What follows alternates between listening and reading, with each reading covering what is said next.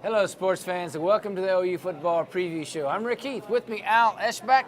Al, we are at Sooner Legends Inn and Suites in the restaurant area that we both know very well. Absolutely. I do my radio show a lot here at the Sooner Legends Great Club Hotel Restaurant, all rolled into one. And as you can see by the background, Sooner Legends Restaurant and Bar will be hosting a Halloween party 2013, Wednesday, October 30th.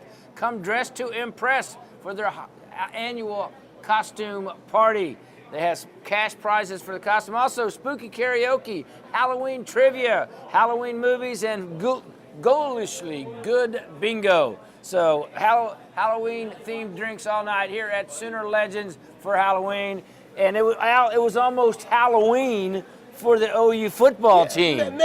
Known as a Texas hangover. I remember Barry switched every year. Never played well the week after the Texas game. And it's amazing Bob Soups is 15-0. But, yeah, it was always turned back when Bud Wilkinson, the Texas hangover, the week after the next game. Well, it was a Halloween hangover then, or a Halloween pre-hangover, because they almost lost their season. A little bit like Tech did. Yeah. But they go up there, the same thing. You got down 13-0. Tech got down 10-0 to Kansas. Yeah. Unfortunately, Tech ran off 52 straight points. Well, OU outscored them 34-6 the rest of the way. So that was a good move. Yeah. You know, as bad as it was that first quarter. Oh, it was horrible. That was as bad as I have seen disorganized on the field and on the sideline for OU this year. Well, yeah, they were arguing about Jerry Montgomery, Mike Stoops, and everything, arguing about some things, and not good at all. But then the main thing is they got the thing turned around. Well, you know, there's a lot of teams that would never be able to get that turned around, Yeah. but they did. They found out what they needed to do. They made the adjustments offensively and defensively, and with the help of some good special team play and and some bag of tricks that came out. I mean, it worked out well for them. Yeah, now you just got to go. You got to play better. You got a difficult next two games, a very difficult next two games where you play two top 10 teams in the country. Well, also the two biggest offensive teams in the country, two of the top three offensive teams in the country. Hey, if you're looking for OU football tickets, Thunder basketball tickets, Tickets Unlimited for concert tickets or OU football tickets. Tickets Unlimited, 364-7500 to go to oklahomatickets.com. We are at Sooner Legends, and we'll be right back after this. And welcome back to OU Football Preview Show. Rick Heath, Al Eschbach with you from Sooner Legends Restaurant and Bar. A great place to come. All kinds of big screens, great food, drink specials, and a Halloween party on Wednesday, October 30th here at Sooner Legends Restaurant and Bar. Al, the OU team at Kansas, the offense just didn't look in sync for quarterback play. I hate the OSU like quarterback play. Well, you know, and Blake, he's inconsistent. That's the thing about it, you know, and now the inconsistency, there's a lot that goes into it, but mainly it's because Blake Bell is not getting in that rhythm early in the game. Well, yeah, and then he got going, and then it's like at times it looks really good, and at times it looks bad. It's just like he had a wide open Jazz Reynolds going down the side, and you got to hit that play. He hasn't shown yet the ability to hit a long pass. Well, that's the bad thing about it. In order for OU to advance in these next two games, they're going to have to be able to throw the ball downfield. And you're going to have to score points, and you just wonder because the inconsistency. I thought actually, and I know it's a kill OU fan, I thought Heupel called a good game. He got the quarterback run game. Thank you for getting Roy Finch in there, by the way. I want to bring that up. Okay, now Roy Finch, when he was in there, he was without a doubt the most exciting back there. Well, I mean, the way he was making people move and all that. Why won't Cale Gundy play him more? I don't know. I just don't know. And I think OU could have break that Ford. And I like Ford. He's going to be a good player. But I want to have Roy Finch in there ahead of a freshman Keith Ford right now. And let me explain. Cale Gundy, the running backs coach, he determines who goes in. Yeah, absolutely. Josh Heupel does it. Heupel doesn't even know who's going to be in until he sees who's coming out. For Cale Gundy, not to play him more is unfathomable. The Finch thing's been a total mission. And I don't want to hear that he can't run between tackles. Yes, he can. You know what? There are plenty of small backs that run between tackles. You know what I thought of a couple of those runs? Quentin Griffin. Yeah, absolutely. Take the ball back, hand it to him, and let him find a spot. Let him find the spot. I mean, good gracious. I mean, he's got such elusiveness. He can make something out of nothing. He's the most dangerous player on offense. Yes, and for them only giving him 7 touches. Yeah. That's I mean, for a team that's struggling to score points, get him involved, get him a package. Absolutely, totally agree with that. Shepard's the same way. Jalen Sanders to a lesser degree. Yeah. But I mean, those are the 2 big guys. That's Shepard right now and Roy Finch. Yeah, and they had the role of Shepard. A better job than they did against Texas. And but I like the way they mixed up the quarterback run play, did some things, ran some option. It's one of those games. I think Bob went into the game saying we're going to get the Bell involved running the ball. Well, and why can't he say that before the Texas game? I don't. I mean, that's just 3 times in the Texas game when obviously they couldn't stop it previous. And why not give Bell a chance, to do that? I don't. And a couple of times Bell had the chance and he handed off. Yeah, and that's what they said. They said they had some called, but he handed off. He read it to he read it to give instead of to keep. But anyway, it's one of those things. They have to get better on offense. That's the whole thing. Yeah, and you just don't know. I mean, we've been so spoiled here, and I know I read the message board, you've been glad that Landry Jones is still gone. Well, you people know nothing about football. Zero squat, okay? We talk about it. You like to ask these receivers how much they would like to have Landry Jones this year. It makes a big difference. But they did a better job converting third down against them, but do you have confidence when they're 3rd and long that they can convert? No, not at all. I mean, they're 2 of 15 on 3rd and long, more than 15 yards. I mean, they're 2 of 15 throwing the ball down the field more than 15 yards. They've been so good with that with Bradford and previous Landry to Jones. and people don't realize how spoiled. Just like you said, I mean, Bradford, Landry Jones, those guys. I mean, they were money. And now you see the struggle, the inconsistency. They're gonna have to figure out a way to get more consistency. Well, and maybe put Bell in the best position. I don't know. When he the quick count and he threw it right away, he looked good there. But sometimes when he gets back in that pocket, I don't know if he sees all the progressions or that's whatever. not his strength. That is certainly not his strength. So, I mean, Josh Heupel has to take that in consideration on the game plan. I mean, I got 3 things here that OU's going to need to do to be efficient against Texas Tech. I want your opinion here. One is run the ball well and control the clock. Yeah, I definitely agree with that. You can't go 3 and out against Tech. And Bob Stoops alluded to that at his press conference this week. You can't go 3 and out against them. I mean, if Tech's offense is not on the field, that's the best defense against them. Yeah. Keep them off of the field. They can only do that. And the way you do it is run the ball, get in the power formation or whatever it takes. The 2 tight ends. But you got to throw the ball. You got to be able to throw the ball. Well, the last drive that OU had, now it was a different thing because they were eating up the clock. Yeah. But they went down 10 straight plays and went down and scored running the ball every time. The key is if you run it on first down, you better get 4 or 5 yards on first down. At least try it. Hey, Manscaped and more, guys. It's a body shop for men. If you're looking for a place to get your hair cut, your nails done, feet waxed, whatever you need, Manscaped, the body shop for men on Broadway in Moore next to Home Creations. A great place to go. Think of Manscaped because it's the home of a haircut and a free beer at Manscaped on Broadway next to Home Creations. We'll be right back to Sooner Legends after this.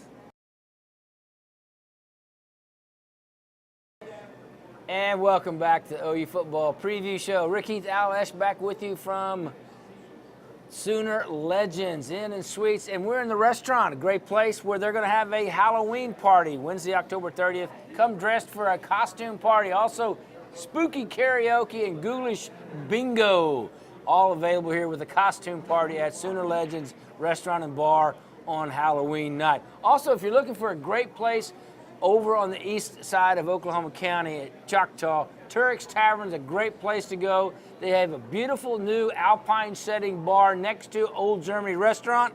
It's a great place. Al, you and I have been there many times. Great German beer, great German food.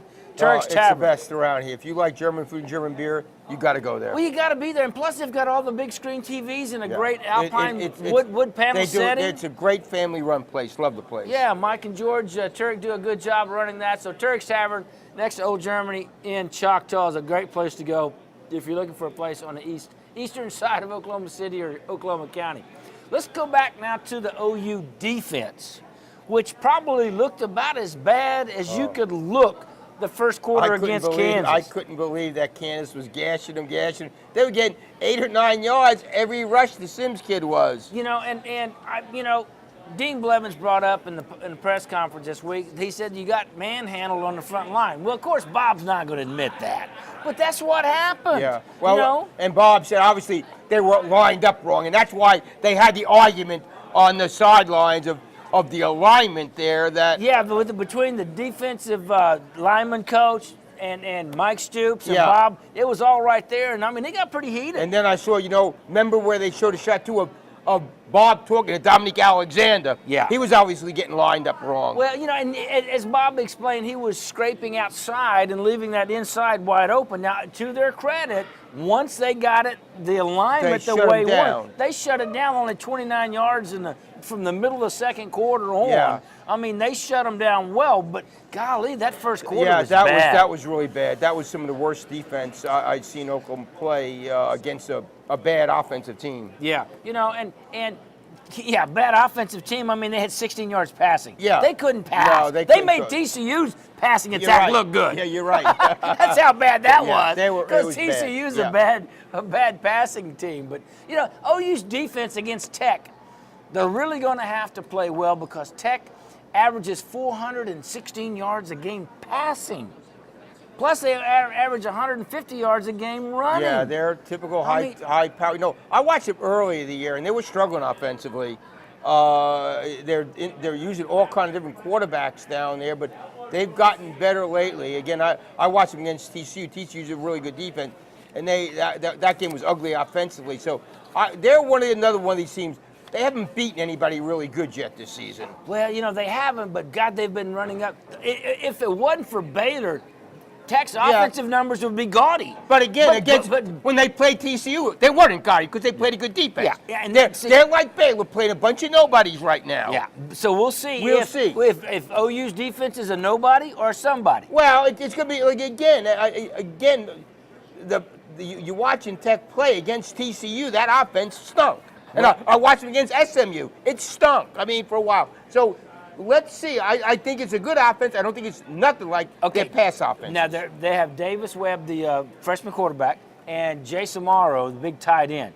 He's really good. He's got 56 catches. Yeah. Averaging 106 yards a game. I mean, he's going to be tough to the match up. linebackers are going to be tough. Is he too fast for linebackers? You wouldn't. OU's linebackers are 4.5 guys. I think they're as wouldn't fast think as him. so. I think OU's linebackers are as fast as he is. But would they put a linebacker or a defensive back on? You think? Well, your corners are getting to cover. Your corners are getting to cover the wideouts. So you got a safety maybe over the top with the linebacker to keep him from breaking free. But I mean, they're going to have to really worry about him now. He's really good. Texas Tech's got 4 receivers with over 30 catches. Yeah, led by Amaro with 56. They throw the ball all over the place, and they were in a big struggle at West Virginia, but they came in along. That's a good win for them. It was. Again, and they beat TCU at home, and they found a way to win that game. So, but again, they haven't played anybody this year for the most part. Here's OU got to win this game because Baylor and Oklahoma State are going to be tougher for OU later on in the year because it's a road game. Yeah, and the road game. This is like when TCU came to Norman. Yeah. A game you have to find a way to win. This is it right here. And Texas Tech's coming in. They've got these numbers, but OU in the past has been able to shut Texas Tech down. They got numbers against nobody. So they've gotten, again, one defensive team they played, they struggled. Well, with the true freshman quarterback, they're going to have to disguise coverages, and they're going to have to make him uncomfortable. Absolutely. And again, when I watch them, their quarterbacks, I mean, it's like, again, I watched them against SMU and TCU, and they were, but they're good. I mean, and that was a great choice of hiring Kingsbury. Getting Tuberville out of there. Yeah, Tuberville was, when he went to not Memphis, a fit. Yeah, he did not fit. Fit. Hey, let me tell you about Green Acres. If you're a homeowner or a business owner and you want to do the work right now to make your lawn or your business look great, Green Acres is who you need to call. Do the work in the fall and your spring will be beautiful. Call Green Acres today and they will take care of you, whether it's commercial or residential. Green Acres will do it. We'll be right back after this. And welcome back to the final segment of the OU Football Preview Show. Rick, Heath, Al Eschbach with you from Sooner Legends Inn and Suites. We're in the restaurant bar area where they are going to have a Halloween party, Halloween night, and have a costume party right here at Sooner Legends. Have cash prizes for the best costumes. They got karaoke and all the other drink specials available at Halloween night here at Sooner Legends. Also, let me thank some wonderful sponsors of the show. The Trails the Trails Golf Club in Norman, a great place to come play golf in a wonderful setting. It's nice and cool out there now. The Trails is in great shape. Give Kathy Hess a call. They've got great membership specials for the fall, 364-3790. Manscaped, haircut and a free beer. Guys, how could you ask for more? Manscaped on Broadway next to Home Creations in Moore. A great place to go to get your hair cut. You get a free beer while you're doing it, guys, and it's a body shop for men. So whether you need your nails done, your feet waxed, whatever you need, they will take care of it at Manscaped. Also, Turek's Tavern. Turek's Tavern next to Old Germany Restaurant in Choctaw. A great alpine setting for a great German restaurant, beer, and sports bar. That's Turek's Tavern in Choctaw next to Old Germany Restaurant. Al, let's go back and look at some of the things that OU, to me, the game boils down to play a really good offensive game against Tech. It keeps Tech's offense off the field, and to me, that's the key. Quarterback. Again, quarterback.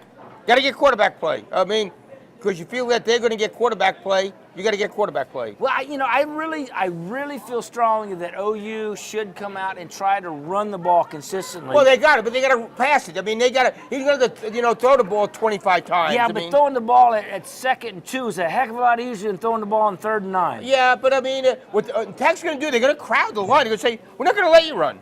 That's exactly what they're going to do. They're going to do like these other teams. West Virginia did it. They're going to go, okay, you're going to have to beat us throwing the ball. And that's what they're going to do. I understand that, but they still should be able to run the ball. Well, you'd hope so, but it's going to be difficult, more difficult against them. Power up. Because what they're saying, we're not going to let you run. So OU's going to have a tough time. If they crowd the box, Joey's going to have success throwing the ball. Because that's what the defense is going to give OU the passing game. And if you're a good team, you got to take advantage. If you can't do that, you got major problem. If they're going to go and crowd the box, then you got to call the passes. Because if it's open, you have to. You have to. And Blake Bell has to make the pass. Absolutely. And the receivers have to make the catch. Right. They have to get open and make the catch. Now, with all that being said, you still can guide the passes where you want it to, where Bell can throw it best. There's some outside screens. There's some bubble screens. I like the way they did it the other day with Shepard. I really did in Saunders. Yes. I mean, that they did that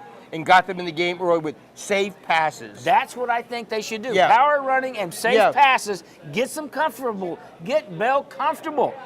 Sometimes Josh Heupel hasn't called plays to you where he was comfortable. But you know what? Your quarterback got hit an open receiver. I don't care. He shouldn't be a quarterback in a college if he can't hit an open guy. I'm sorry. In rhythm. And so that's to me that's going to be the key. Now, Texas Tech leads the Big 12 in 3rd down efficiency on defense. They've only allowed 30 of 120 conversions on 3rd down. That's got to be a key, not to get in 3rd and long. No, you're right. You're absolutely right. And again, they have not played a good offensive team this year. So we're going to see. We're going to see how good their defense is this year. Yeah, I mean, West Virginia had success moving the ball against them. West Virginia is not a good offensive team. And like you was talking about keys to the game, the very first thing I listed, the same thing you said. Bell's got to play good. Well, yeah, the guy got to have good He's got to have. He's got to be play consistent. Well. Yeah, if he's consistent. Play like he did against Notre Dame. Play like he did against Tulsa. I know Tulsa ain't good, but be consistent. Show poise. That's what I want. Yeah. He showed the great poise with those first couple of games he played. And show that same poise. Show the poise. Yeah. Don't make the mistakes. And don't get moving around like that and get don't be indecisive. Yeah, got to do it. Hey, let's look at the rest of the Big 12. West Virginia at Kansas State. Kansas State's a 9-point favorite. Yeah, I like Kansas State in that game. And they should. West Virginia doesn't travel well. They don't travel well at all. They're not. All right, Texas at TCU. Surprisingly, TCU a 2-point favorite. I'm going to take Texas in that game. I just don't. I think Texas Tech. I mean, TCU is so bad at quarterback. Yes. They turn the ball over at quarterback. I don't like it. Let's pay Hall. Unless he plays, Yeah. I just don't see TCU winning that game. No, I don't either. Okay, we got Baylor at Kansas. Look at this, 35.5 points. Another Baylor's played the worst schedule in college football history thus Yeah, far. but at 35.5 points, they'll cover that by half. Yeah. Although they only one road game in conference, they were behind the fourth quarter, Kansas State. Let's not forget that. They played one real game this year, and they were behind going into the fourth quarter. I don't think Kansas is Kansas State. Well, but Kansas State isn't real good either. True enough. They have They yet lost to win a game. a Division II team. Yeah, this they year. have yet to win a game. Yeah. OSU at Iowa State, 14-point favorite. Could be tough for Oklahoma State. Yeah, I like Oklahoma State. Though I know Iowa State got hammered. It'd be how they bounce back. But I still like Oklahoma State. Got some quarterback quandaries right now. Well, they do, and that's what you don't want to get into in this major college football. Okay, my prediction. Are you ready? I've got Red Raider colors on. I'm picking the Red Raiders, 39-31. Well, it'd be a horrible loss for OU. You're an 8-point favorite. You should win this game. I'm going to go OU 28-24. Well, and OU should win the game. I hope they win the game for some reason. It'd be a terrible, terrible It'd loss. be a terrible loss, and hopefully we're not back here next week talking about a terrible loss. For Al Eschbach, I'm Rick Heath. We'll see you next time on the OU Football Preview Show. And a blocked extra point to illustrate your point. Now they can run this back. Sooners on the move. This could be 2 points for Colvin. Aaron Colvin took it back. And you talk about momentum swings.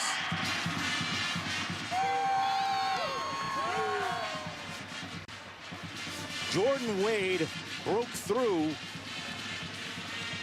And 2 points come back the other way. Wow.